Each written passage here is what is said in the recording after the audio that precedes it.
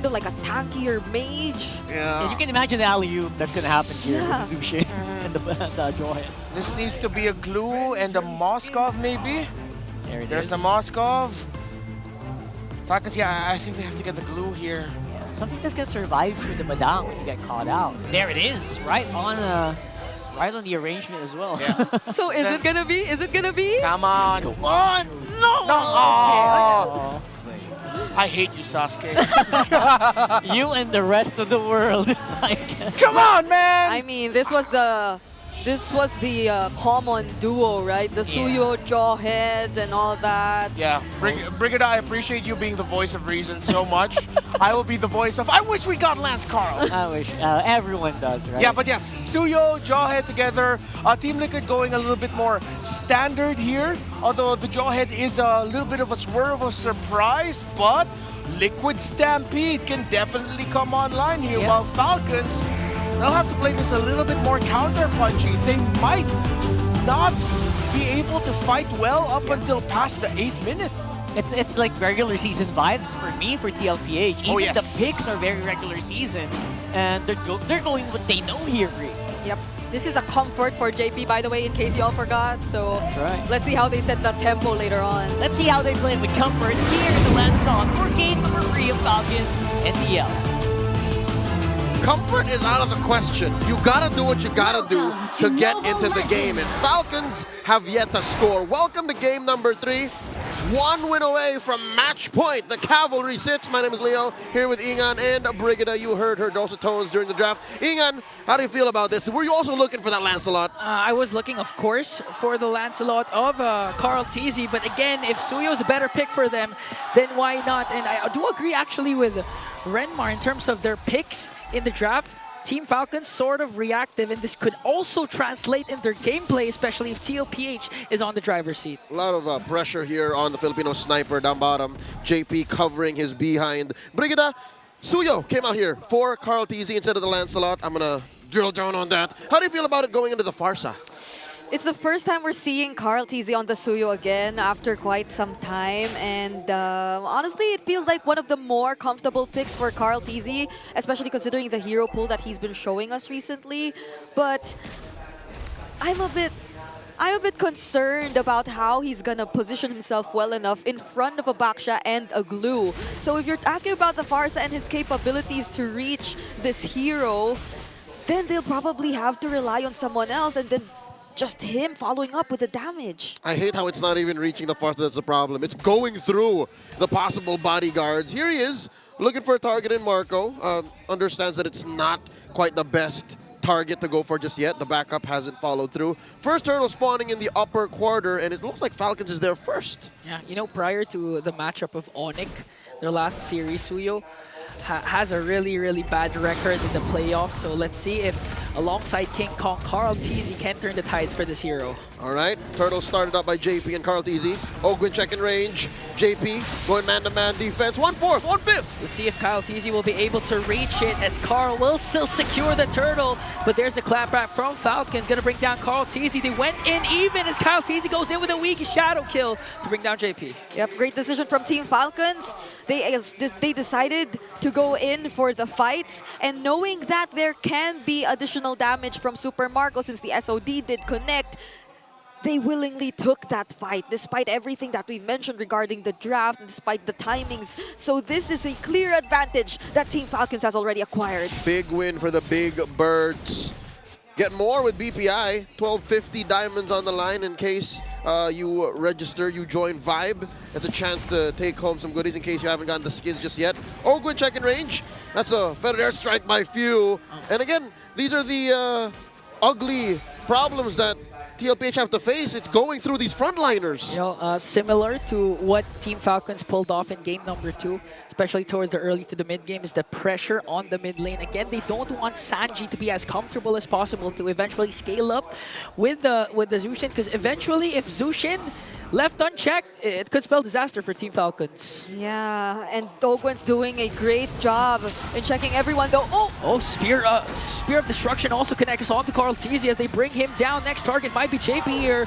Kyle TZ racking up a lot of kills so far early game. That's double dead. Carl TZ even if he could have gotten away, had 2 major cores on him. Yeah, it's the beauty of the early game burst damage too that we're seeing so far from Team Falcons.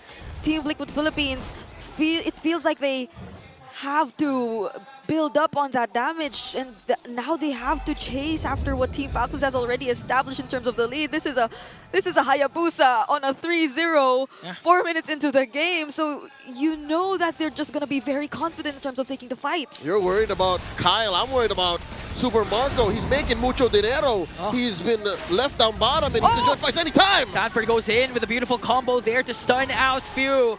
Few is going to fall down, feeds a kill off to Sanji, but flaptz enters the picture as well. karltzy got dropped there by KyleTzy. Wiki Shadow Kill still continuing on. JP caught in the crossfire there as they're trying to save it in SOD! Super Marco lacks the damage, but that was more than enough pressure to apply onto tlph. Odd placement by Marco here, forcing Sanji to go ahead, flicker forward, catches him with a choke. Super Marco getting choked down, was able to dash out, but Lantern Flare caught him as KyleTzy gets the turtle.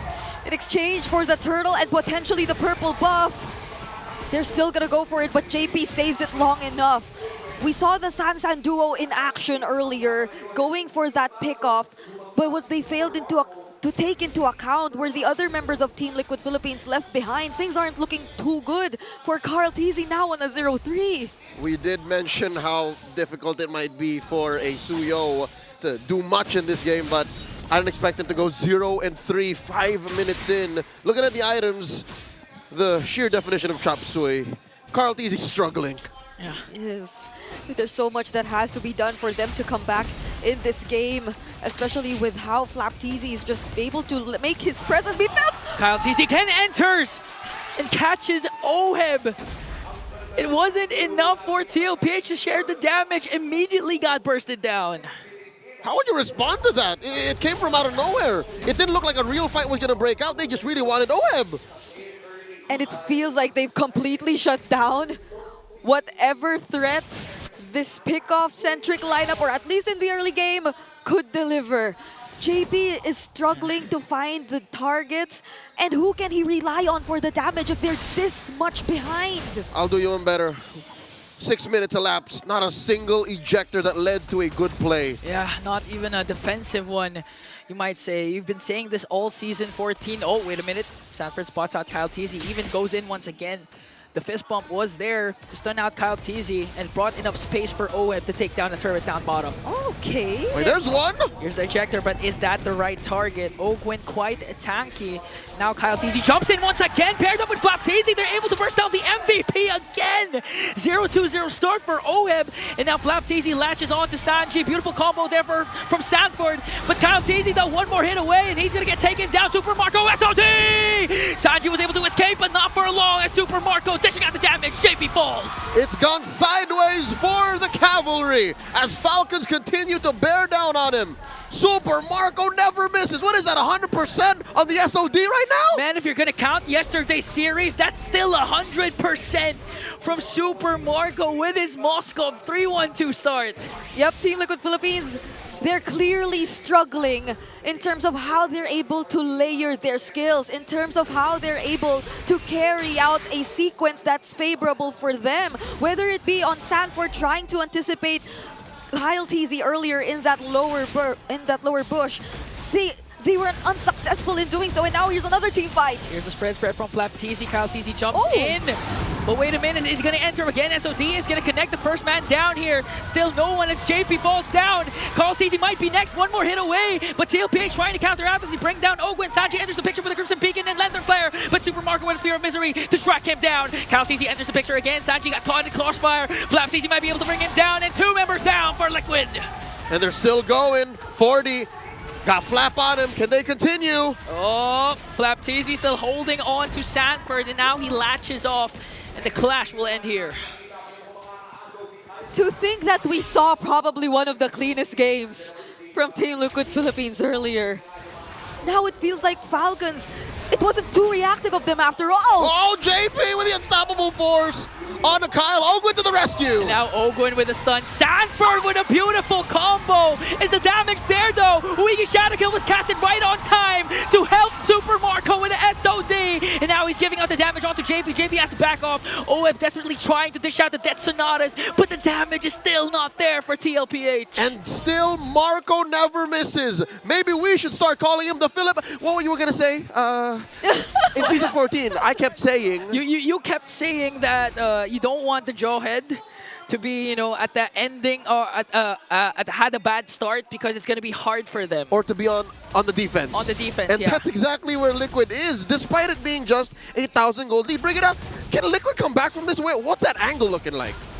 It's gonna be hard since you have to pay attention to so many heroes of Team Falcons right now. Kyle TZ, Few, and Super Marco, they're all online. And it's very unlikely that we'll see at least one of them separated long enough that Team Liquid Philippines could take advantage of that. They're just too fast in terms of the responses.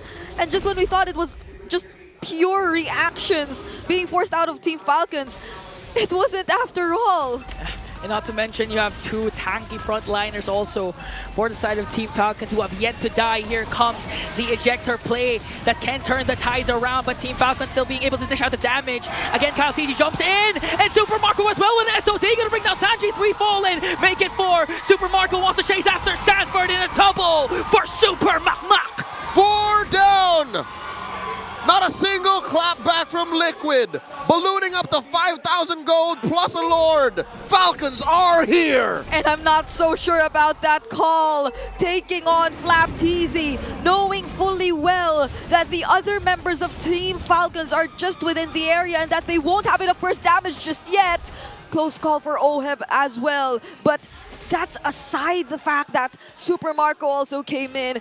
Few was just free to throw out the feathered airstrike, and now Team Liquid Philippines are clearly on the defense. Right now, you don't want TLPH to be on the defense. So far, they're having a hard time initiating anything against Team Falcons. Even Team Falcons jumps in once again. Uigi Shadow Kill from the back, paired up with the feathered airstrike from Few. All the while, Super Marco just working on the turret, delivering the damage, gonna bring down JP. One member down. Owen still quite tanky as TLPH takes care of the Lord. You see the damage coming from Super Marco. And now that we're about to look at his items, this pretty much explains why he's almost 2k ahead of Oheb. Another jump in from flapTZ.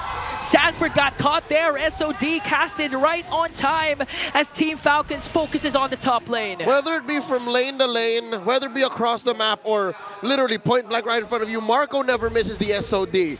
And they're continuing to apply pressure. Top lane up next, Shadow Kill! Oh my goodness! Kyle TZ went after Sanji once again. 2 members down for TLPH. TLPH's Team Falcons also gets the inhibitor up top. The bloodthirsty blade just does not let up. They're approaching 10k! Yeah, it's already an 8.1k gold lead. And Few just got his hands on that Divine Glaive. So imagine if they get away.